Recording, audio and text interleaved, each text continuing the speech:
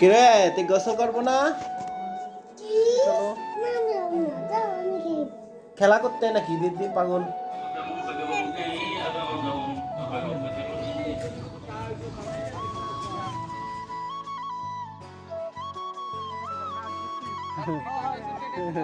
ঈদ মানে আনন্দের চর, ঈদ মানে খুশির সঞ্চার। দীর্ঘ এক মাস সিয়াম সাধনার পর রমজানের শেষের দিনে আকাশের এক কোণে বাঁকা চাঁদের মিষ্টি হাসি ঈদের জানান দেয়। সবাই একই সুরে গেয়ে ওঠে কাজী নজরুল ইসলামের সেই অমর সঙ্গীত, অমর রমজানের ওই রোজার শেষে এলো খুশির ঈদ। কিরে তুই গোসল করবো না? গোসল করবা না তুমি? গোসল করতে হবে, গোসল করতে হবে।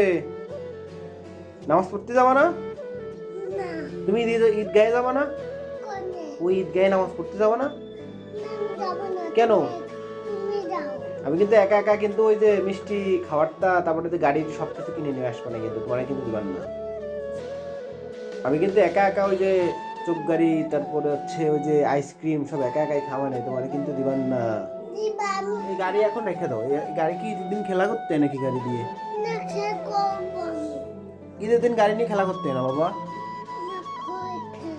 চলো চলো চলো চলো।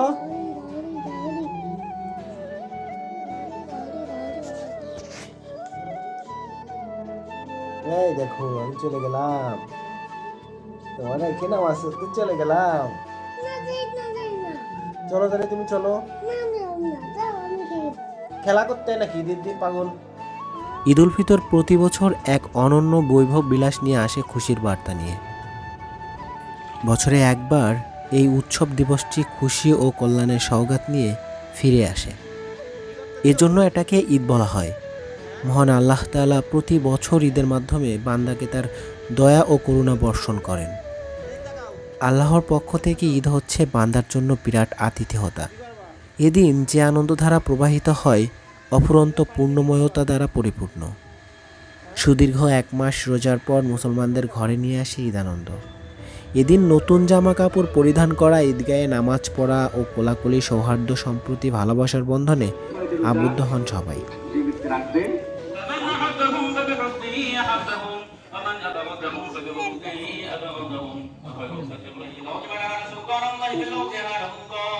নামাজ শেষে আমরা প্রত্যেকেই সেলফি তুলতেছিলাম, গ্রুপ ফটো তুলতেছিলাম। তারপর আস্তে আস্তে আমরা গোরস্থানের দিকে রওনা হয়েছিলাম। আমাদের এলাকার প্রত্যেকেরই একটা ভালো গুণ হচ্ছে, আমরা যখনই ঈদের নামাজ আদায় করি তারপর আমরা প্রত্যেকেই হুজুর সহ আমরা গোরস্থানের উদ্দেশ্যে রওনা হই এবং আমরা প্রত্যেকেই যার যার আত্মীয় স্বজনের জন্য দোয়া করি। গোরস্থানে প্রত্যেকের জন্য কবরস্থ যারা রয়েছেন তাদের জন্য আমরা দোয়া করে থাকি, তাদের কবরগুলো জিয়ারত করে থাকি।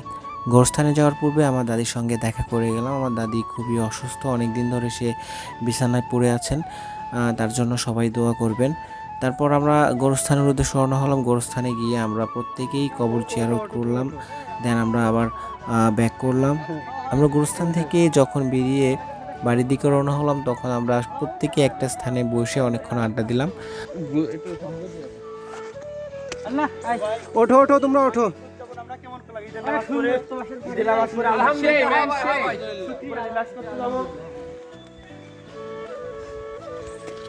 ব্যাকগ্রাউন্ড মিউজিক অন্যটা উঠবে না ওই পাশে।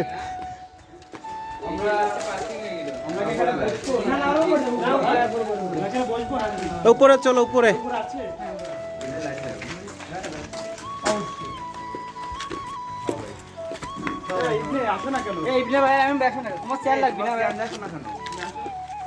চেয়ারগুলো না আনলে মানে ভালো হতো বুঝছো। আমি ওরা আবার নিচে নামার একটা আবার আসা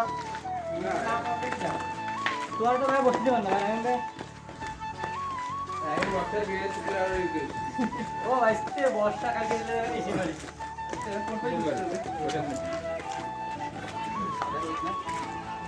বিরাট ব্যাকগ্রাউন্ড মিউজিক হচ্ছে বিশাল বিশাল বিশাল বিশাল বিশাল।